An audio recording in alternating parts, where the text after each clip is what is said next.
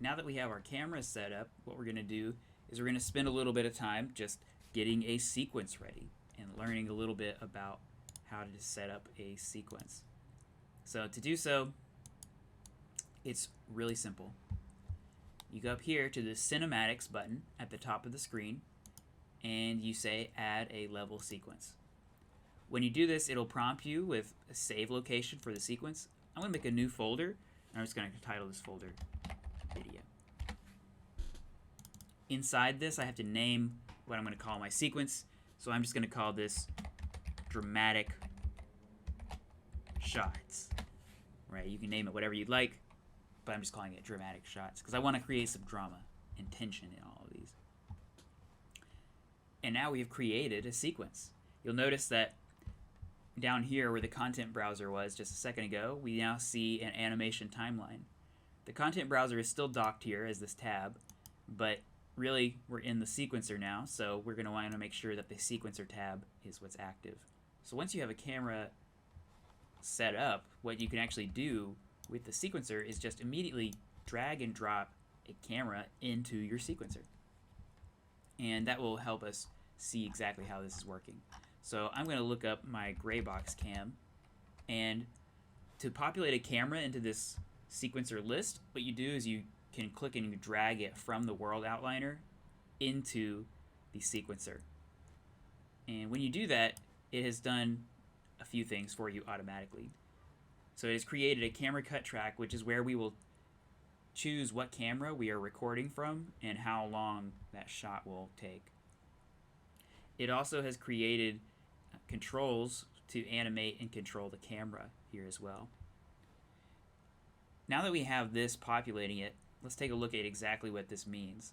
So we have a number 150 here with this red bar and 0000 with a green bar. We also can see that here it's set to 30 FPS. And what this means here with the 150 is this is actually 150 frames. And so at 30 FPS, this is 5 seconds. What we can do, since we have only a few of these cameras set up, and we probably want a longer one, we can extend this bar out by just dragging this number at the bottom right farther out, and this will be the full frame length of our sequencer animation tab. So this bar down here at the bottom, I'm just dragging in and out, kind of zooms in and out of the setup. Also, you can hold control and scroll in and out with the scroll wheel. I did actually spend a second and extend this out to 300 frames, and I'm going to go ahead and pull this in to constrain it there. And that's just because if we were to go and render this, it would actually render all the way out to 900, even though the camera is only being rendered for 300. So just to keep it simple for now, I'm just going to drag this in to constrain this region. This is really useful while you're working in the sequencer to be in the cinematic viewport. And so that will just tailor your viewport to give you a cinematic view. It'll show the frame count. You can just hit the play button to play through any animations you have in the scene. So I recommend having your viewport type set to cinematic. So I'm just gonna jump into my gray box cam, and this will be our first camera animation. I'm actually gonna start by coming out here to frame 30, because you'll find that the first 30 frames or so of any sequence that you make, the lighting and the exposure will still be adjusting itself. So these first few frames may not really be usable for your sequence. You still need the camera to start though before this point. It's just important to note because this is where we're going to begin any animations, is from frame 30 onwards. So for example, in this case, if I really wanted this scene to be precisely 300 frames, it would actually need to be 330 frames, because we're going to chop off the first 30 frames of this. You don't have to do this in all cases, and this scene may actually be simple enough to where the lighting exposure won't really mess with it. But I'm just going to do it and show you how I would do this process. In general though, to keyframe things, so at the moment I only have the camera populating this sequencer track. And so it's the only thing that I can really keyframe from this panel. What I'm going to do is I'm going to keyframe all of these properties to this location by just clicking these plus marks.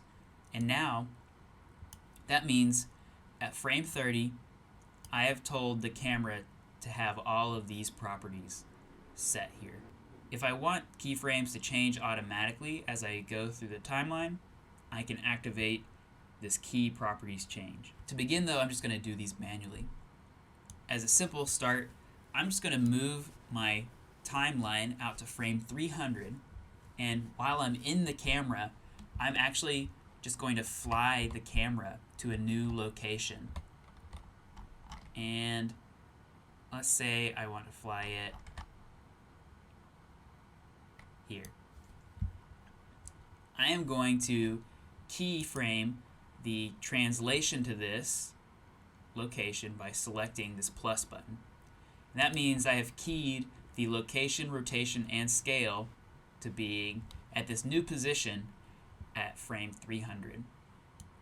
Now, if I scrub through the bar, you'll see that my camera is moving and rotating just like I have animated it here. I do notice though that this kind of all-white robot piece that I brought in the last setup is now out of focus. So what I'm going to do is I'm going to adjust the manual focus distance on the camera. Alright, that's pretty good. And now I'm going to keyframe that. So now this robot is always in focus. It's maybe not exactly what you want, but it is perhaps slightly better. You know, it's kind of bothering me. I'm actually just going to really quickly put some materials on this robot now. At first, I thought I liked it white when it was just here at this first frame, but now that we're getting much closer on it, I think I need to add some materials to it. And this model is broken into several components, so I'm going to need to apply the material to all of them. There we go. We have a nice golden robot now. That feels pretty good. I'm going to, before we go too much farther, I'm just going to go ahead and save this sequence. So now we have this sequence saved. If we want to get a little fancier with our camera movements too, we might try animating some movement in the middle of this. To do so, again, while you have the camera active, it's as simple as activating this create a key when the properties change. So what that means is if I move away from this position at this time, it will automatically tell the engine that's what happened. So for example, if I hold the right click and fly up and forward and tilt down to this position, now it has keyed that location and rotation. So the camera track has gotten much more complex now. So it's going to fly up, and then it's going to fly down here to this lower position again. If I want to move the keyframes, right, so I have all these, for lack of a term, they're kind of wasted frames here at the end, which I could spend perhaps either going into focus or some other action, which actually I think that's what I'll do with them. I have about 30 frames left, so what I'm going to do is I'm actually going to drag this in focus mark out to the end, so it'll be at in focus at the very end. And here at this time with the position keyframe, I'm going to come back to this manual focus distance. I'm going to copy this value by selecting it and pressing Control C, and then when I'm here at this frame with the other ones, I'm going to paste that value back in. So what happens is as it goes up, it's kind of in focus, and then it goes way out of focus, and then in these last 30 seconds, it's just going to refocus the camera, which I think is kind of a nice cinematic touch maybe. What you can do, though, is now that we have this path picked out, is let's take a look at what that is. And voila. I just am viewing this by jumping out of the camera by clicking on this icon here in the top left of the viewport. So I'm exiting the camera, and now I can see the camera track, and as we play through the sequence by scrubbing here, you can watch the camera moving. So at any point in this, of course, you can just use the gumball to move and rotate the camera as you would desire. But in general, I find that it's much easier to have control over your actions by inhabiting the camera and flying it. So I'm going to, while I'm in the camera now, I'm going to showcase a bit of the animation controls for it. Because you'll notice this motion isn't necessarily the smoothest, right? It kind of goes pretty fast up and it slows way down as it comes out here.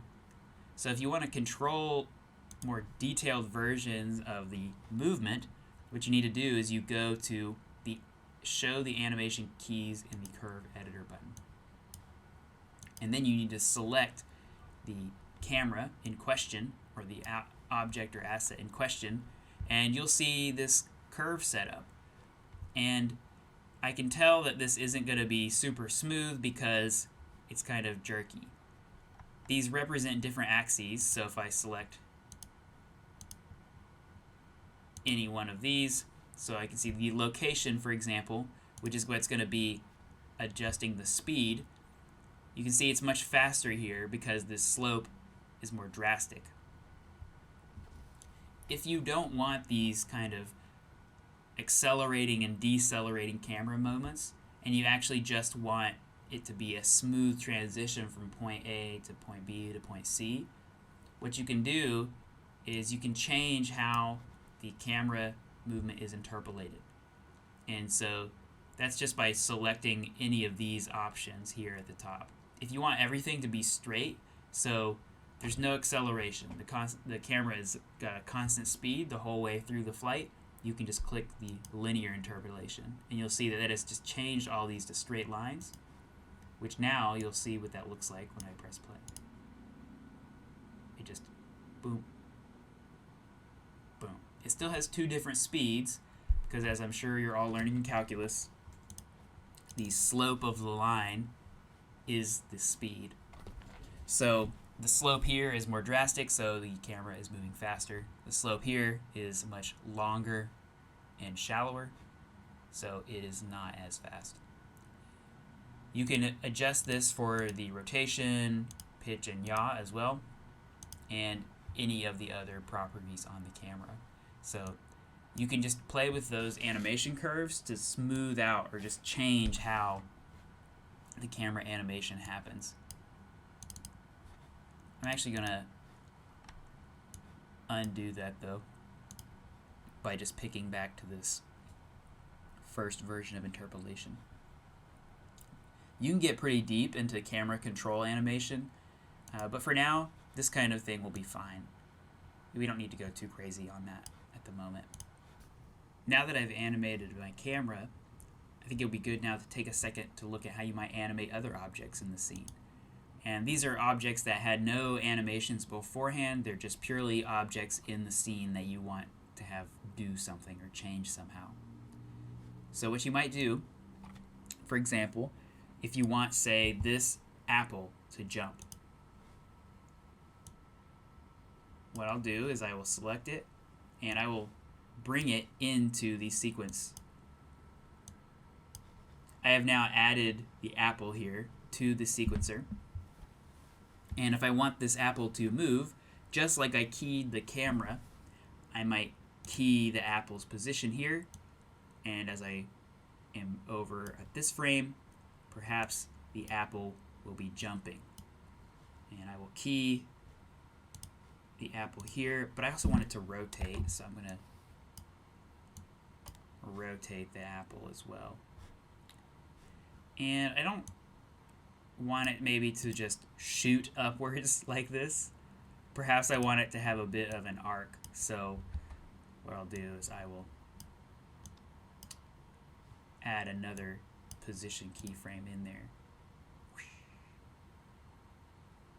And this is that kind of moment that you just saw is where the animation controls come in handy. So what we'll probably want to do is come in here and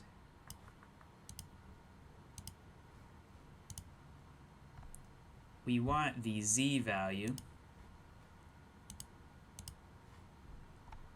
to be smoother. So now I've just selected purely the Z movement, and what I'm going to do is I'm just going to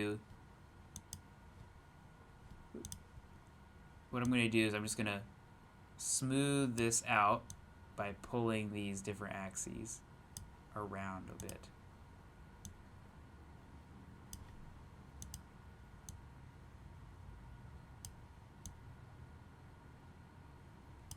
And I'm just trying to make a smooth curve. I don't want there to be any bumps or wiggles in that curve. And now I'm noticing on this one, this is just kind of an odd little blip. So I'm actually just going to delete that and just let it be much smoother through the X location. So now let's take a look at what that animation looks like.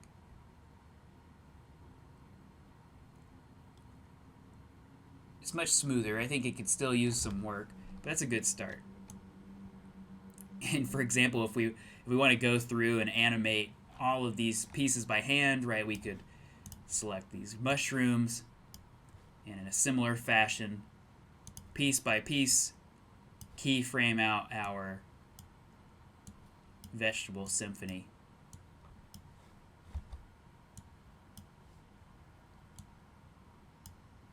And before too long, you'll have a pretty wild scene composition. I just dragged that mushroom keyframe, so we'll have it start a little sooner into the composition here. To wrap up this video, I want to really quickly just show you how you might get back into a sequence if you've exited out of the project and had to reload it, and how you export out a video sequence to wrap up a little bit of the part A of the assignment. You need to get a test clip exported. So to jump back into a sequence after you quit, what you can do is you go back up to the Cinematics tab, and you just select the cinematic clip that you want to go to. So my dramatic shots is the cinematic associated with my intro camera here. So if we say that I'm happy with this clip, what I would want to do to export it is as simple as going up to this movie cut button. It says render this movie to a video or image frame sequence. So I'm just going to click this button, which will prompt me with a few options for my export. Some of the most important settings are to actually switch it to an image sequence. You can export to a video sequence.avi, which is alright, but you'll find that this is a pretty poor quality format, and just depending on what you're doing, in general, the quality that you can get out of the PNG image sequence is going to be much, much higher.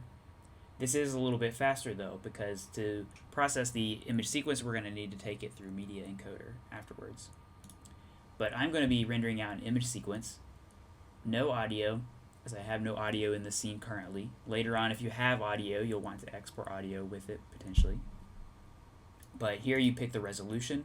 I'm just going to put at 1920 by 1080 for what we're doing, and for most purposes, it's not really necessary to go to 4K, mostly just because most devices and servers and internet platforms don't really support it all that well, especially if you're watching on mobile. Like 1080 is absolutely fine. You want to make sure your compression quality is up high, all the way to 100, and then you pick a folder to store your sequence.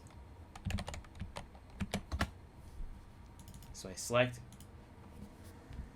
and here you can pick some output information, but in general, these settings are going to be totally fine. And then you just hit capture movie. I am not going to save these things, but you could save your assets there. You'll see this is real-time rendering. It renders it out almost instantly. If you put it up at a super high quality, it does take that's higher than your screen resolution. It does take a little bit longer to render because it has to amplify the screen size.